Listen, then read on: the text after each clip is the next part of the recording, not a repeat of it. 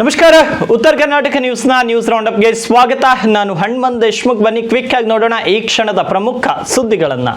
ಸಿಕ್ಕಿಂ ರಾಜ್ಯದ 50ನೇ ವರ್ಷದ ಸುವರ್ಣ ಮಹೋತ್ಸವದ ಸಮಾರೋಪ ಸಮಾರಂಭದಲ್ಲಿ ಪಾಲ್ಗೊಂಡು ಮಾತನಾಡಿದ ಪ್ರಧಾನಿ ನರೇಂದ್ರ ಮೋದಿ ಅವರು ಈಶಾನ್ಯ ಭಾರತದ ಬಗ್ಗೆ ಹೊಸ ಸಂಚಲನ ಮೂಡಿಸುವಂತಹ ಮಾತುಗಳನ್ನು ಆಡಿದ್ದಾರೆ. ನಮಗೆ ಈಶಾನ್ಯ ಭಾಗವು ಕೇವಲ ದೇಶದ ಒಂದು ಪ್ರಮುಖ ಭೂಭಾಗವಲ್ಲ, ಬದಲಾಗಿ ಅದು ಭಾರತೀಯ ಸಮೃದ್ಧಿಯ ಸಂಕೇತವಾದ ಅಷ್ಟಲಕ್ಷ್ಮಿ ಎಂದು ಬಣ್ಣಿಸಿದಂತಹ ಪ್ರಧಾನಿಯವರು ಈ 8 ರಾಜ್ಯಗಳ ಅಭಿವೃದ್ಧಿಯೇ ವಿಕಸಿತ ಭಾರತದ ಗುರಿಯಾಗಿದೆ ಅಂತ ಘೋಷಿಸಿದರು. ಈ ಹಿಂದೆ ಕೇವಲ ಆಕ್ಟ್ ಈಸ್ಟ್ ನೀತಿಯ ಮೂಲಕ ಪೂರ್ವ ರಾಜ್ಯಗಳತ್ತ ಗಮನ ಹರಿಸುತ್ತಿದ್ದ ನಾವು ಈಗ ಆ ಸಂಕಲ್ಪವನ್ನು ಮತ್ತಷ್ಟು ಬಲಪಡಿಸಿ ಆಕ್ಟ್ ಫಾಸ್ಟ್ ಎಂಬ ಮಂತ್ರವನ್ನು ಅಳವಡಿಸಿಕೊಂಡಿದ್ದೇವೆ.